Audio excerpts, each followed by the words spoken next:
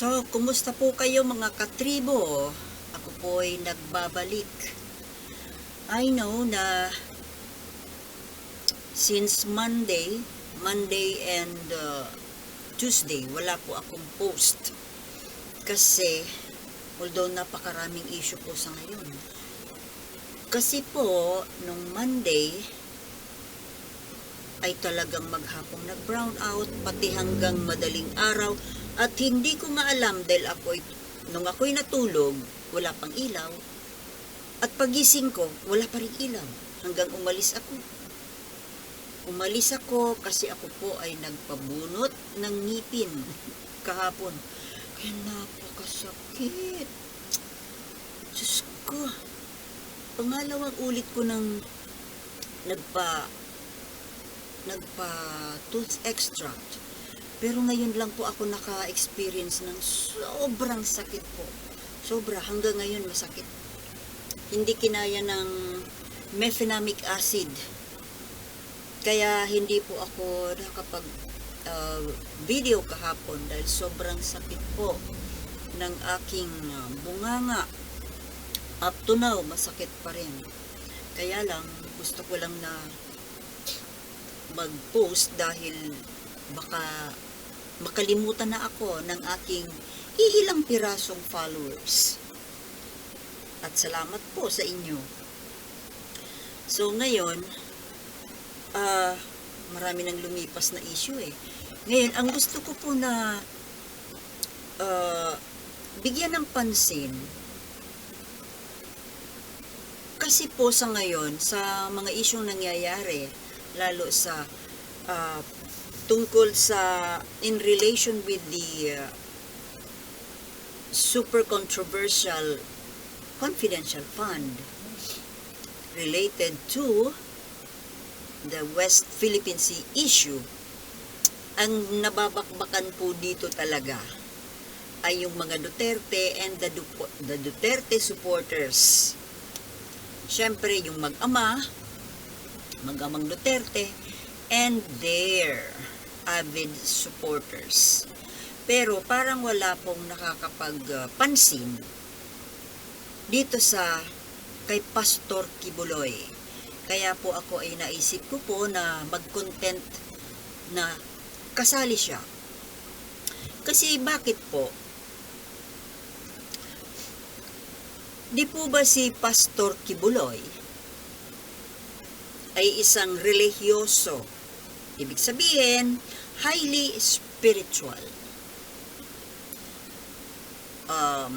Ano ba sa ibang, kumbaga, pag ikaw ay highly spiritual, you're a pastor, we expect that you possess the qualities, godly qualities. Di po ba?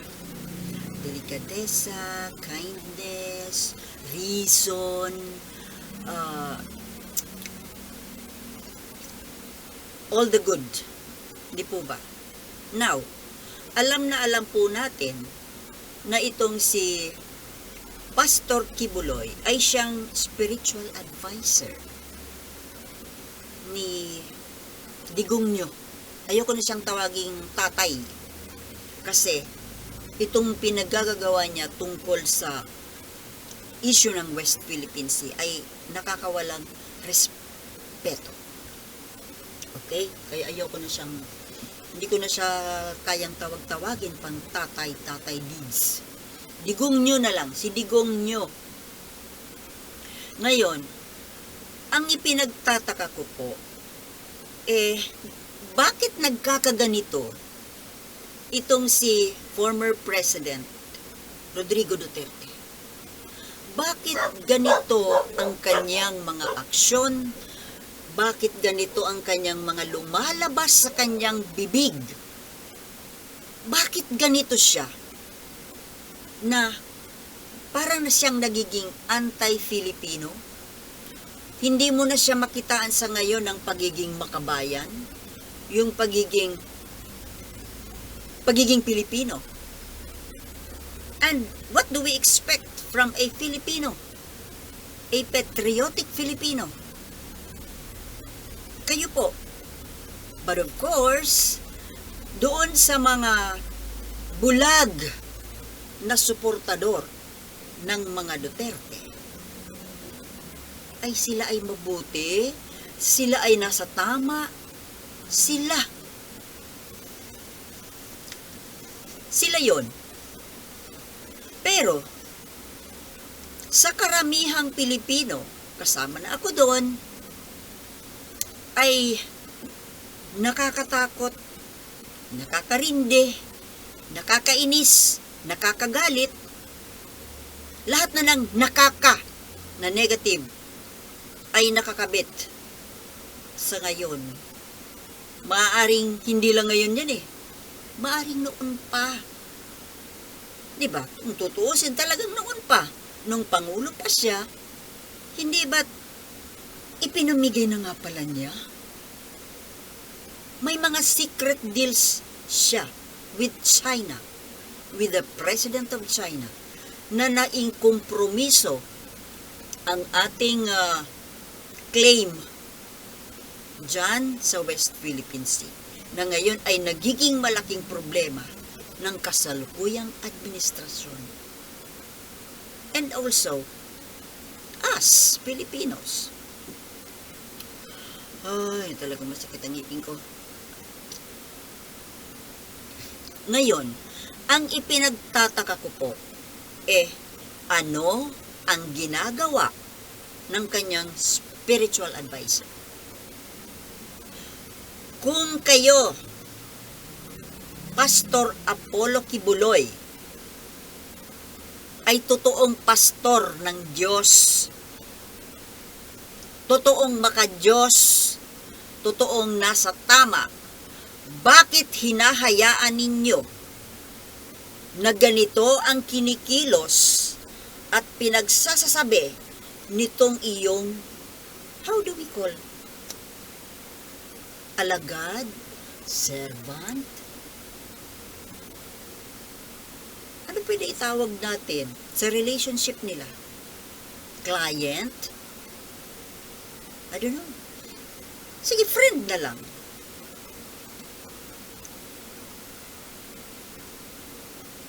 Hindi naman parishioner Yun po ang malaking tanong sa akin. Kasi, unang-una, dito sa mga na-discover natin na karakter nito ni dating Pangulong Duterte, kanyang karakter, kanyang mga hindi ka panipaniwalang mga background, yung kanyang connection with the drugs, connection with smugglers, sindikato. Diba? Bakit nanatiling magkaibigan itong banal na pastor, banal, quote-unquote banal, supposed to be banal, na alagad ng Diyos, na siyang spiritual advisor ni dating Pangulong Duterte. At ngayon nga, siya mismo ay nakipagkutsabahan na rin sa komunistang China. Ano ang stand ni Pastor Kibuloy sa issue ng West Philippine Sea?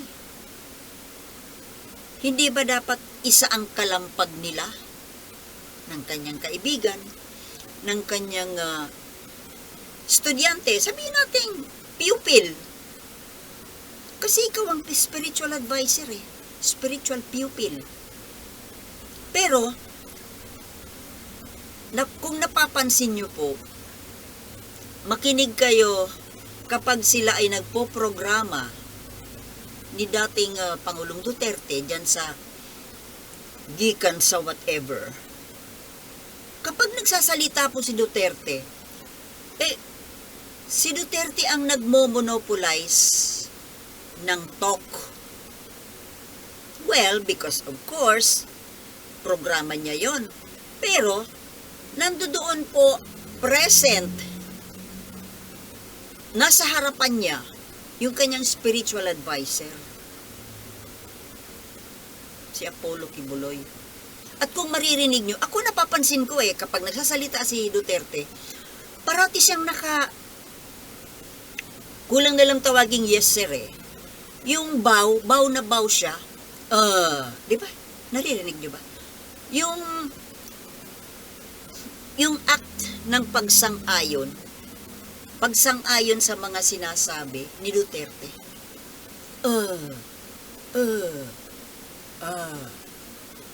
Na parang tanga. Ewan ko sa inyo kayong mga siguro, ikaw yung mga nanunood na mga DDS, syempre, para sa inyo, okay yun, wala yun. Pero sa akin, malaking bagay wala man lang pagkontra, puro in favor, at para ng tanga pakinggan, kasi, parang batang nakikinig sa isang nagkukwento, na budol na. So, ano siya ngayon? Ano ang papel niya sa buhay ni Duterte? Kung si Duterte ay kanyang pupil, spiritual pupil, siya yung spiritual advisor Di ba dapat mas mataas siya? Mas mataas dapat siya. Pero anong nangyayari? Tingnan mo kung anong pinaggagawa nito ni Duterte na kanyang spiritual pupil. Ibig mo bang sabihin, lahat ng ginagawa, lahat ng sinasabi, lahat ng activities ni Duterte, sang-ayon, agreeable dito sa kanyang spiritual advisor.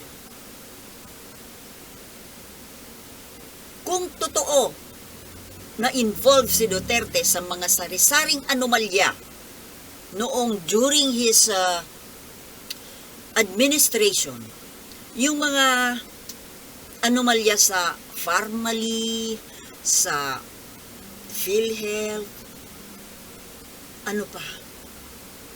Lahat ng mga anomalya. Sa drugs, sa EJK, Davao Death Squad, Pogo, lahat ng mga hindi katanggap-tanggap na manggagawain. Pwede bang walang alam dito si Kibuloy?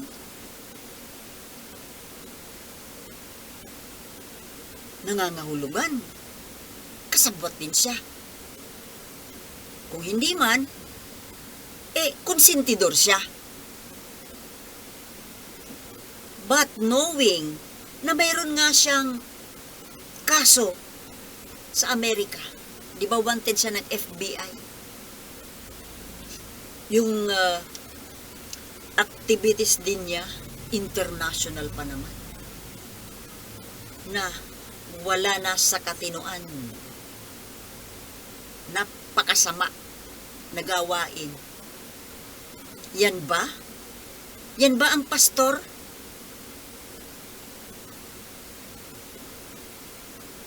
Yan ba ang Son of God? Ang malaking katanungan po sa akin, saan ang galing ang idea ng Son of God relating to Kibuloy? Sino po ba ang nagbinyag dyan na Son of God? Siya lang ba? Sino ang nagbigay sa kanya ng titulo na Son of God? Kahit na si Jesus Christ, hindi niya po inamin, hindi niya pinangalandakan na siya ay Son of God. Sino ang nagsabi na Son of God? Yung followers niya. Jesus Christ only said, Son of Man. The Son of Man. Yun po ang tawag niya sa sarili niya. The Son of Man. Never. Never the Son of God. Diba? Go back to the Bible. Saang parte doon, nagmalaki, nagmayabang ang Jesus Christ na siya ay anak ng Diyos. Pero ito, taong-tao, human, saan nag-umpisa ang pagtatawag sa kanya ng Son of Man? Was it self-declared? Wow! Self-declared Son of Man, o Son of God, rather. Tapos ngayon, connected sa ganitong klaseng mga tao, ganitong klaseng tao, na murderer, and everything evil. Sa totoo lang, tingnan nyo po ang pagmumukha ni Digong Duterte. Ako iba ang sabihin man ninyo na nagmamagaling or masyadong negative, pero ako po, iba kasi ang parang siguro every one of us, lahat po tayo, marunong tayo makiramdam, marunong tayo bumasa ng pagkatao ng isang tao by just looking at his face, his manners, his disposition. Isang tingin lang. Kayo dyan, ano po ang nababasa ninyo sa pagmumukha nito ni Duterte? Kasi ako, iba ang basa ko. Kahit na yung nagtatago na congressman, tingnan nyo yung mukha. Alam nyo, mababasa nyo po sa mukha ng isang tao pag yan ay godly or ungodly. At ikaw, Sultana, ano sa palagay mo? Kayo, anong tingin nyo sa akin?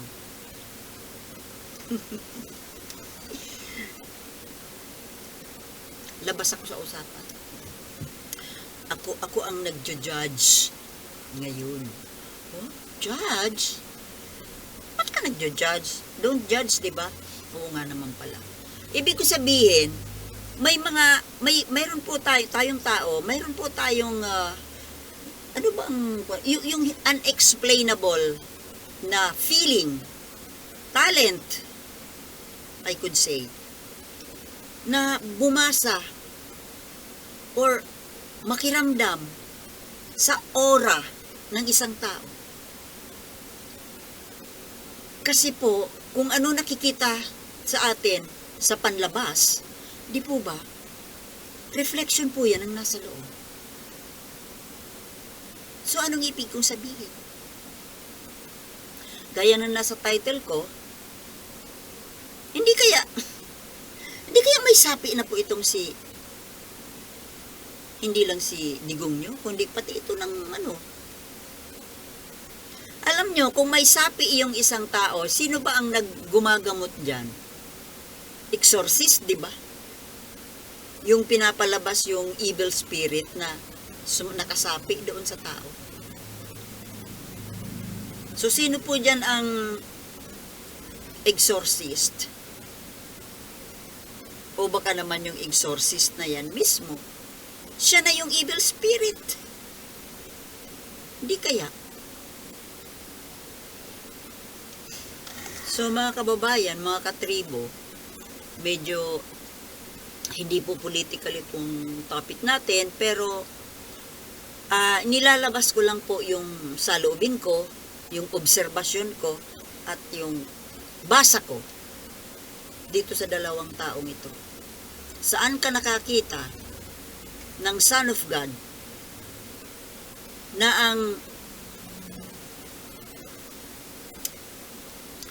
ang kasakasama, ang associate ay isang murderer at isang sinungaling, manluloko, di ba? At duwag.